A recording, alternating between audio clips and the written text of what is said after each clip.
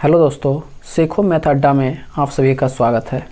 दोस्तों आज जो है क्लास 10th का एनसीईआरटी बुक का चैप्टर नंबर फर्स्ट का आज पार्ट 2 है। दोस्तों इससे पहले का वीडियो अगर आप लोग नहीं देखे हैं तो उस वीडियो को ज़रूर देखें और चैनल पर नए हैं दोस्तों तो चैनल को सब्सक्राइब। क्वेश्चन नंबर 3 कर रहा है दोस्तों, क्या कर रहा है, किसी परेड में 616 सदस्यों वाले एक आर्मी सेना की टुकड़ी को 32 सदस्यों वाले एक आर्मी बैंड के पीछे मार्च करना है। दोनों समूहों में समान संख्या वाले स्तंभों में मार्च करना है तो उन स्तंभों की अधिकतम संख्या ज्ञात करना है। तो सबसे पहले बताइए दोस्तों, अधिकतम संख्या ज्ञात करना है तो हम क्या करेंगे, दोनों का HCF ज्ञात करेंगे। दोनों क्या करेंगे दोस्तों, HCF ज्ञात करेंगे। HCF ज्ञात करने के लिए हम क्या लिखेंगे दोस्तों, लिखेंगे कि परेड में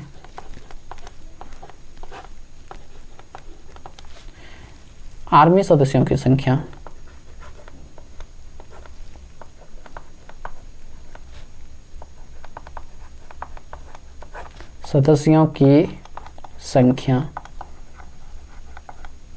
कितना है दोस्तों, 616।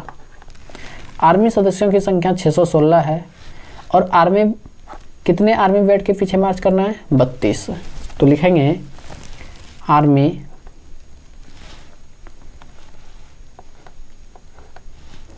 क्या लिखेंगे दोस्तों, लिखेंगे परेड में आर्मी बैंड की संख्या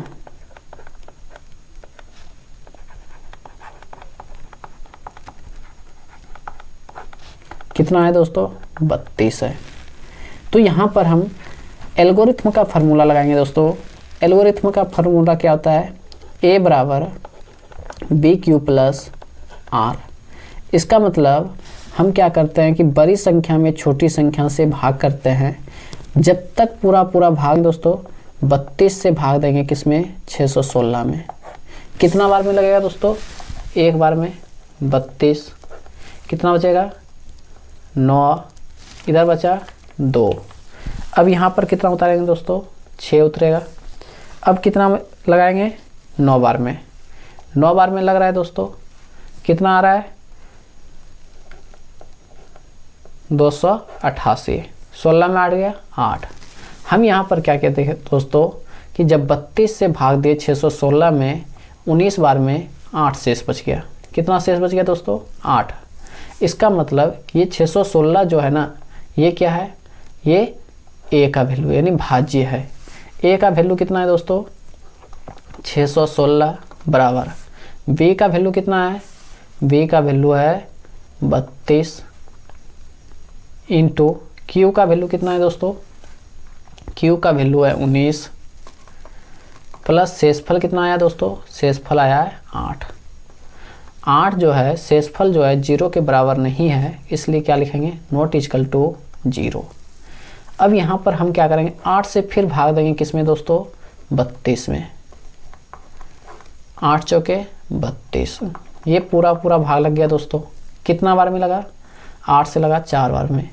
इसका मतलब अब जो भाज्य होगा ना, वो कितना होगा, 32 होगा। इसका मतलब A का वैल्यू कितना हो जाएगा, 32 बराबर B का वैल्यू कितना होगा, 8 इंटू Q का वैल्यू कितना होगा, 4 प्लस शेषफल कितना आया है, 0।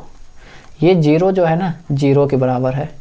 इसलिए हम क्या लिखेंगे दोस्तों, जिससे पूरा भाग लगा है, जिससे पूरा भाग लगा है वही HCF होता है।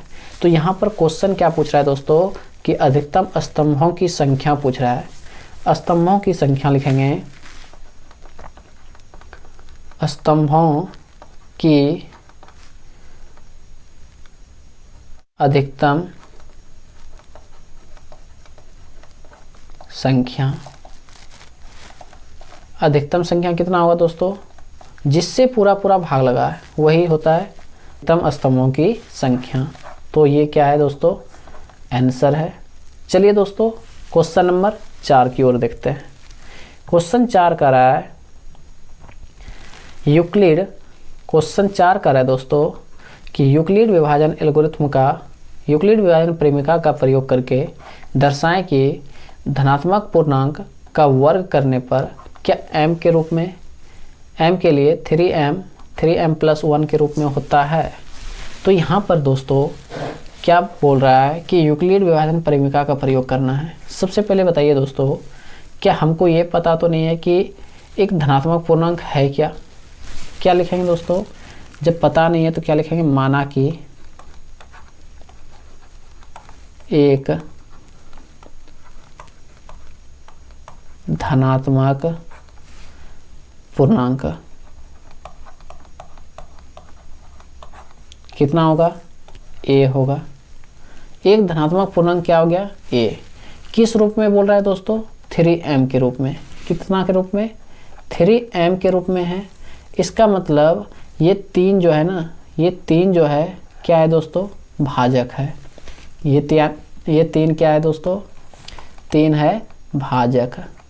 भाजक मेरा कितना आ गया दोस्तों, 3 आ गया।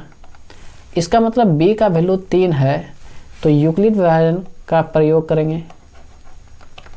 यूक्लिड विभाजन एल्गोरिथम से यूक्लिड विभाजन का फॉर्मूला क्या होता है, a बराबर B Q plus R. a का वैल्यू कितना होगा दोस्तों, a ही है, बराबर b का वैल्यू कितना है दोस्तों, भाजक कितना है, 3 है, इंटू q का वैल्यू, q तो रहेगा,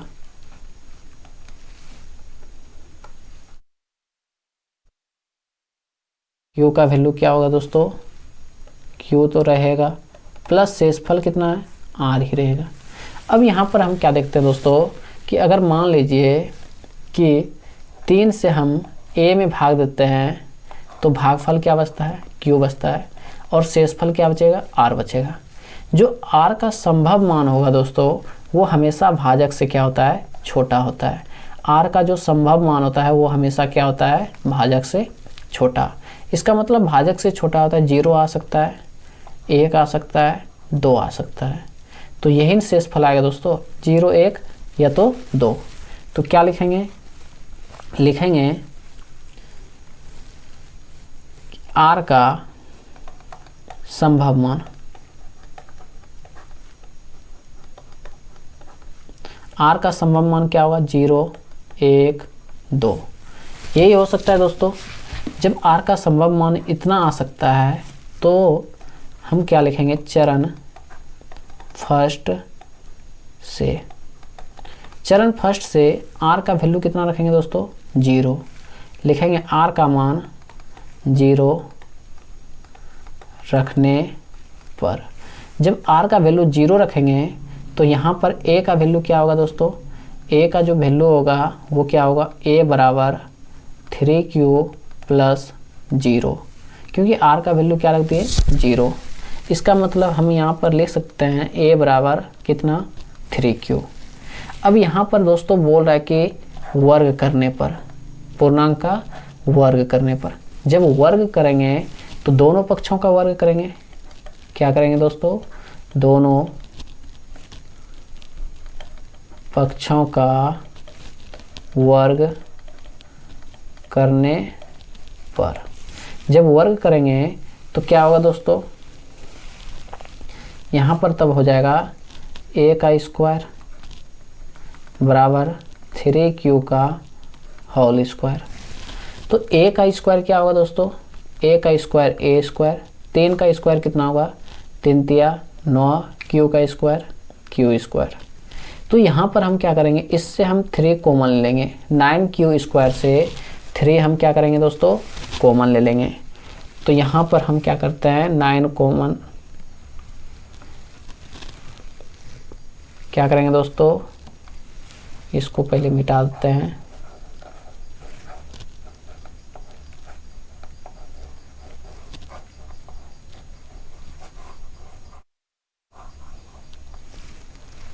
चलिए दोस्तों, यहाँ पर हम क्या करेंगे, यहाँ से हम क्या करेंगे, 3 कॉमन लेंगे।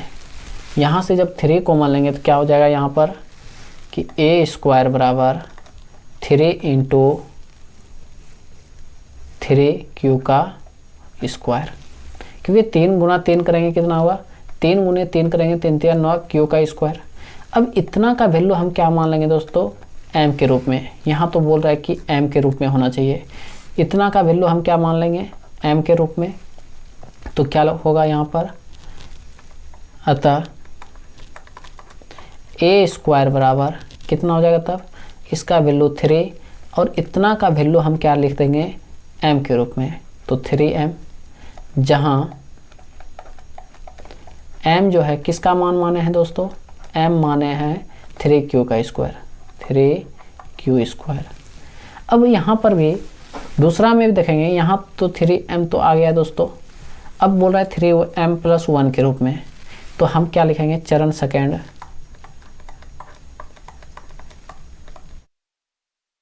चरण सेकेंड से r का वैल्यू जो होगा वो कितना रखेंगे हम दोस्तों, 1 रखेंगे। r का वैल्यू कितना रखेंगे, 1, तो लिखेंगे r बराबर 1 रखने पर। जब r का वैल्यू 1 रखेंगे तो यहाँ पर फार्मूला पे जब रखेंगे तो क्या हो जाएगा, a बराबर 3q प्लस r का वैल्यू 1। अब दोनों पक्षों का क्या बोल रहा है, वर्ग करने के लिए, दोनों पक्षों का वर्ग करने पर। जब वर्ग करेंगे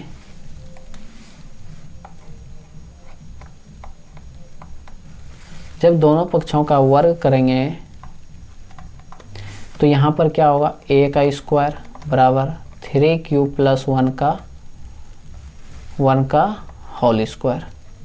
तो यहाँ पर हम क्या लिखेंगे, a का स्क्वायर तो रहेगा बराबर a प्लस b का होल स्क्वायर क्या होता है दोस्तों, a प्लस b का होल स्क्वायर होता है a स्क्वायर, इसका मतलब 3q का स्क्वायर प्लस 2 इंटू a का वैल्यू कितना है 3q इंटू b का वैल्यू कितना है 1 प्लस b का स्क्वायर, क्या होगा दोस्तों, b का स्क्वायर, b का वैल्यू कितना है 1 का स्क्वायर। तो यहाँ पर बताइए दोस्तों a का वैल्यू कितना है, a स्क्वायर तो रहेगा, 3 का स्क्वायर करेंगे 9q का स्क्वायर प्लस 3 दूनी 6q प्लस 1 का स्क्वायर 1। अब यहाँ पर देखते हैं क्या दोस्तों कि इतना समय 3 कॉमन आ सकता है, ये दोनों में क्या करेंगे दोस्तों, 3 कॉमन लेंगे। तो a स्क्वायर बराबर क्या होगा, 3 इंटू 3q का स्क्वायर प्लस 2q प्लस में क्या बचेगा इधर 1। अब इतना का वैल्यू हम m के रूप में अगर लिखते हैं तो यहाँ पर क्या होगा दोस्तों, अतः a स्क्वायर बराबर यहाँ पर तो 3 लिखेंगे और इतना का वैल्यू हम क्या लिख देंगे m के रूप में। तो 3m प्लस में इधर क्या बचा है 1, जहाँ m किसका वैल्यू रखे हैं दोस्तों, m रखे हैं 3q का स्क्वायर प्लस 2q का, 3q का स्क्वायर प्लस 2q का। तो यहाँ पर हम क्या देख रहे हैं दोस्तों कि यहाँ तो 3m और यहाँ 3m प्लस 1 के रूप में, 3m और क्या दोस्तों 3m और 3m प्लस 1 के रूप में आ रहा है। तो लिखेंगे दोस्तों अतः एक धनात्मक पूर्णांक 3m प्लस 1 के रूप में आ सकता है। अब यहाँ पर हम क्या देख रहे हैं कि दोस्तों 2 से मान निकाल के देखें कि आ रहा है, इसका मतलब तीसरा से भी आएगा, इसलिए हम 2 ही से क्या कर दिए दोस्तों मान निकाल के देख लिए। तो यहाँ पर हम क्या देखें कि एक धनात्मक पूर्णांक क्या होगा 3m प्लस 1 के रूप में आ सकता है। ये जो है आंसर है। चलिए दोस्तों क्वेश्चन नंबर 4 देखते हैं, सॉरी 5 देखते हैं। क्वेश्चन 5 कह रहा है दोस्तों कि क्वेश्चन 5 कह रहा है यूक्लिड व्यान परिमिका का प्रयोग करके दर्शाएं कि एक धनात्मक पूर्णांक का घन 9m 9m plus 1 9m plus 8 के रूप में होता है। तो यहाँ भी सेम क्वेश्चन है दोस्तों, उसमें बोल रहा था वर्ग करने के लिए और इसमें क्या बोल रहा है घन करने के लिए। तो हम क्या लिखेंगे दोस्तों कि माना कि एक धनात्मक पूर्णांक, एक धनात्मक पूर्णांक क्या मान लेंगे दोस्तों ए, भाजक यहाँ भी क्या होगा दोस्तों जिसको हम बी कहते हैं, भाजक कितना हो जाएगा दोस्तों, बोल रहा है 9m के रूप में। किसके रूप में दोस्तों 9m के रूप में। जब 9m के रूप में बोल रहा है तो इसका मतलब ये 9 जो है यही तो भाजक है। 9 क्या है दोस्तों भाजक है। जब 9 भाजक है, अब यहाँ पर किसका फार्मूला लगाएंगे यूक्लिड विभाजन का। यूक्लिड विभाजन एल्गोरिथम से। अब यहाँ पर यूक्लिड विभाजन एल्गोरिथम से क्या होता है फार्मूला, a बराबर बी क्यू प्लस आर। ए का वैल्यू तो रहेगा दोस्तों, b का वैल्यू कितना हो जाएगा, b का वैल्यू है 9, तो 9q प्लस आर। अब यहाँ पर हम क्या देख रहे हैं दोस्तों, अगर 9 से a में भाग देते हैं तो भागफल q आता है और शेषफल क्या बचेगा r। जो r का संभव मान होगा दोस्तों, जब भी होता है कि अगर 9 से हम किसी संख्या में भाग देते हैं तो हमेशा शेषफल जो है 9 से छोटा होगा, क्योंकि भाजक से शेषफल हमेशा छोटा होता है। तो यहाँ पर क्या क्या आ सकता है शेषफल, 0 आ सकता है, 1 आ सकता है, 2 डॉट डॉट कहाँ तक 8 तक आ सकता है। तो यहाँ पर जो r का संभव मान क्या लिखेंगे दोस्तों, लिखेंगे r का संभव मान क्या क्या हो सकता है, 0 1 2 कहाँ तक डॉट डॉट 8 तक। तो यहाँ पर r का वैल्यू एक एक करके हम रखेंगे दोस्तों, लिखेंगे चरण फर्स्ट में। चरण फर्स्ट में हम क्या लिखेंगे, r का मान कितना रखेंगे दोस्तों, r बराबर हम 0 रखेंगे। कितना दोस्तों 0 रखने पर जब r का वैल्यू 0 रखेंगे तो यहाँ पर क्या होगा दोस्तों, a बराबर कितना होगा, a बराबर 9q प्लस r का वैल्यू जो क्या रखेंगे 0 रखेंगे। इसका मतलब क्या होगा, a बराबर 9q होगा, एक a का वैल्यू कितना होगा दोस्तों, a का वैल्यू होगा 9q। अब क्या करेंगे, दोनों पक्षों का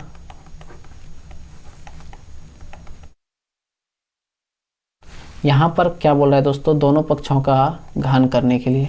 तो यहाँ पर भी हम क्या करेंगे, घन करने पर जब घन करेंगे तो क्या होगा दोस्तों, a का q बराबर 9q का होल क्यू।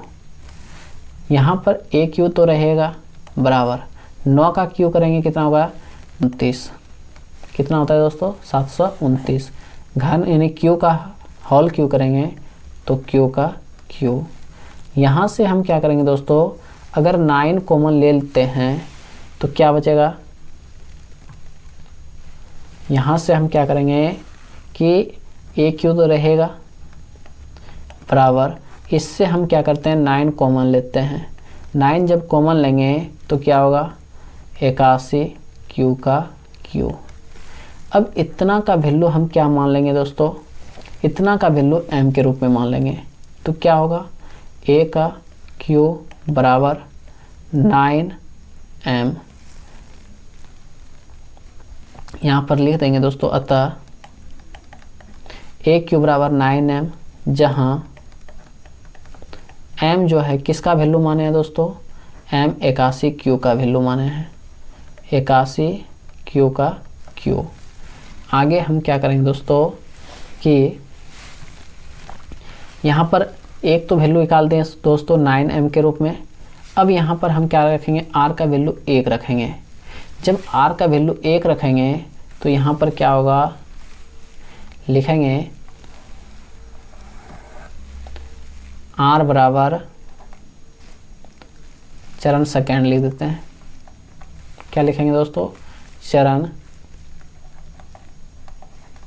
सेकेंड से। चरण सेकेंड से क्या होगा दोस्तों, r बराबर 1 रखने पर, जब r का वैल्यू 1 रखेंगे तो यहाँ पर फार्मूला पे क्या रखें, a बराबर 9q प्लस r का वैल्यू क्या रखेंगे, 1 रखेंगे। अब दोनों पक्षों का क्या करेंगे दोस्तों, घन करेंगे। दोनों पक्षों का घन करने पर, जब घन करेंगे क्या होगा दोस्तों, a का क्यू बराबर 9q प्लस 1 का होल क्यू। अब बताइए दोस्तों, a प्लस बी का होल क्यू का फार्मूला होता है, a प्लस बी का होल क्यू का फार्मूला होता है A cube plus 3a square B plus 3ab square plus B का क्यू। ये फार्मूला होता है ए प्लस बी का होल क्यू का। तो इसके जगह पे हम क्या रखेंगे, ये फार्मूला लगाएंगे। तो क्या होगा दोस्तों, ए का क्यू बराबर ए प्लस बी का होल क्यू क्या होगा, ए का क्यू यानी 9q का whole cube plus 3a square B, 3 into A का वैल्यू 9q तो 9q का होल स्क्वायर इंटू बी कितना है दोस्तों 1 प्लस 3ab स्क्वायर, 3 इंटू ए कितना है दोस्तों 9q इंटू बी का स्क्वायर कितना होगा दोस्तों 1 का स्क्वायर प्लस बी का वैल्यू कितना है दोस्तों 1, तो 1 का क्यू देंगे। अब यहाँ पर हम इसका क्या करेंगे दोस्तों, गुना करेंगे। जब गुना करेंगे तो क्या होगा, ए का क्यू तो रहेगा बराबर 9 का क्यू करेंगे 729 क्यू का क्यू प्लस इधर जब गुना करेंगे 3 इंटू 9 का स्क्वायर करेंगे 81, 9 का क्यू करेंगे कितना होगा दोस्तों 81 क्यू का स्क्वायर इंटू 1 प्लस 9 तिया, यहाँ पर जब गुना करेंगे कितना होगा 9 गुना 3 27 क्यू इंटू 1 का स्क्वायर 1 प्लस कितना होगा दोस्तों 1 का क्यू 1। अब यहाँ पर क्या करेंगे, ए का क्यू तो रहेगा बराबर 729 क्यू का क्यू प्लस 81 तिया कितना होता है दोस्तों 3 एका 3 3 अठी 24 243 क्यू का स्क्वायर प्लस 27 क्यू प्लस 1। अब यहाँ पर क्या करेंगे दोस्तों, तीनों से हम 9 कॉमन लेंगे। क्या करेंगे दोस्तों, तीनों से 9 कॉमन लेंगे तो कितना होगा, ए का क्यू बराबर 9 जब कॉमन लेंगे तो इधर क्या होगा 81 क्यू का क्यू प्लस इधर से जब 9 कॉमन लेंगे तो कितना होगा 9 27 क्यू का स्क्वायर प्लस यहाँ से जब 9 कॉमन लेंगे, इससे जब 9 कॉमन लेंगे तो कितना हो जाएगा 3q प्लस क्या बचा 1। अब इतना का वैल्यू क्या बन रहा है दोस्तों, इतना का वैल्यू हम m के रूप में लिख लेंगे। किस रूप में लिखेंगे, m के रूप में। तो होगा क्या, a का क्यू बराबर 9, इतना का वैल्यू जब m के रूप में लिखेंगे तो 9m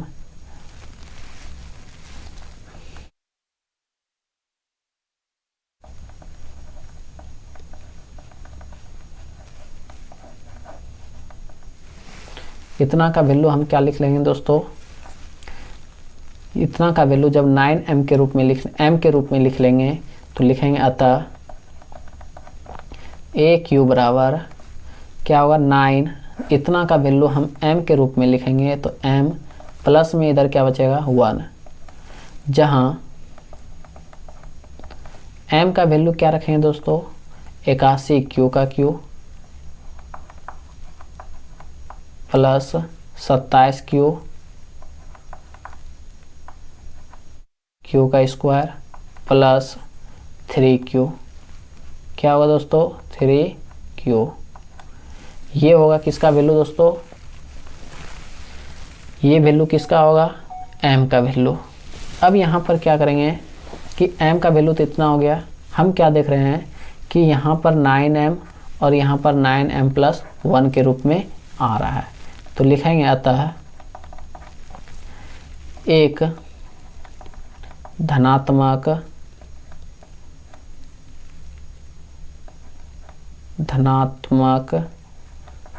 पूर्णांक 9m प्लस 1 के रूप में आ सकता है।